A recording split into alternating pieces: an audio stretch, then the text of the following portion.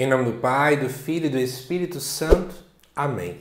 Amados irmãos e irmãs, é com muita alegria que estamos aqui para juntos estudar e meditar a primeira leitura que a nossa igreja nos propõe para a festa de Nossa Senhora de Guadalupe.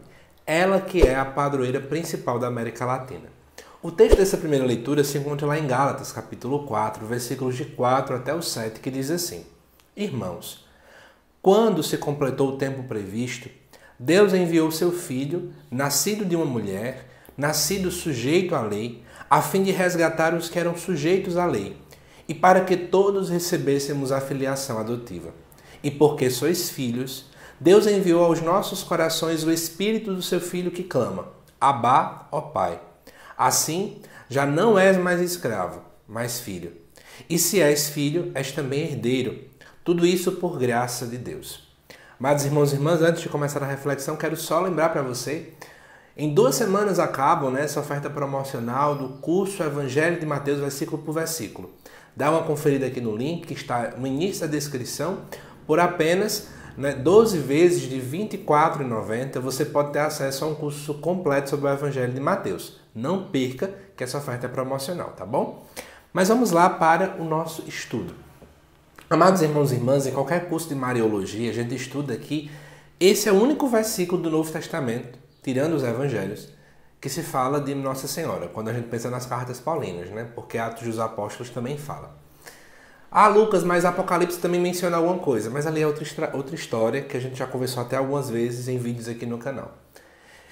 E o que acontece, né? Paulo está escrevendo a carta aos Gálatas e ali, a primeira coisa que Paulo vai falar no versículo 4 é quando se completou o tempo previsto. A liturgia traz essa tradução, mas a tradução mais coerente seria quando chegou na plenitude dos tempos. Ou seja, que é o tempo perfeito, a hora certa, não tem atraso, nem foi muito cedo, nem foi muito tarde, é na hora justinha. Então, na verdade, a primeira coisa que Paulo está querendo dizer com isso é que Deus não atrasou em enviar seu Filho. Porque talvez tenha gente que ache isso, né? Deus demorou muito a enviar Jesus. Ou então Deus mandou Jesus na hora errada. Se tivesse mandado algum tempo depois, ele não teria sido crucificado, sei lá. Muitas anedotas surgem na cabeça das pessoas. Muitas abobrinhas. Mas na verdade, o próprio Paulo vai dizer, olha, na hora certa, Deus sabia o momento certo, ele preparou o povo na hora certa.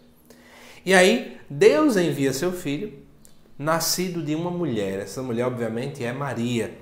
Nascido sujeito à lei. Ora, deixa eu explicar para você a importância do que Paulo está querendo dizer aqui para a gente, que é muito importante. Na verdade, o que é que Paulo está querendo falar? Em primeiro lugar, Deus envia seu Filho, nascido de uma mulher.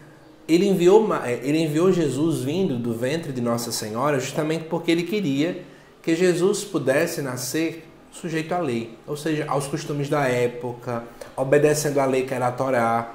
É essa visão, porque Paulo está escrevendo para uma comunidade que conhecia essa realidade do judaísmo. E aí ele vai dizer que ele enviou a fim de resgatar os que eram sujeitos à lei. Em que contexto ele está querendo dizer isso? A palavra resgatar, que Paulo está utilizando, é uma palavra que aparece lá no Antigo Testamento, certo? E essa palavra de resgate era o chamado direito a resgate que você tinha, que era quando alguém era escravo, quando chegava no sétimo ano de escravidão, aquela pessoa tinha o direito de resgate, onde geralmente alguém da família poderia chegar ali e dizer assim, olha, eu vou pedir para que você troque esse escravo por mim, para que ele seja liberto. Então Paulo está querendo usar a mesma dinâmica. Jesus pertenceu à família humana, ou seja, assumiu a condição humana, por isso foi necessário que ele pudesse vir do ventre de uma mulher, para que ele pudesse ser humano, convictamente falando, para poder, então, estar sujeito à lei, ou seja, estar tão familiarizado conosco ao ponto de que ele pudesse conseguir esse direito de resgate, no sentido de que ele agora vai dizer, olha, eu quero que seja eu crucificado e não o meu povo. Eu quero que seja eu que morra e não eles. Eu vou vencer a morte assim, dando-me, né? E é por esse motivo que o próprio Paulo vai dizer no versículo 5 que a gente acaba tendo a filiação adotiva. Ou seja, nós não somos filhos de Deus no âmbito da natureza, porque senão nós seríamos deuses. Mas nós somos adotados na pessoa de Jesus Cristo, né? E é por esse motivo que nós podemos chamar Deus de Pai, né? É dessa realidade. E aí ele vai falar no versículo 7. A gente não é mais escravo, mas a gente é filho. E se a gente é filho, a gente também é herdeiro. Então eu quero que você entenda, diante dessa leitura, a importância de Nossa Senhora dentro desse contexto todo.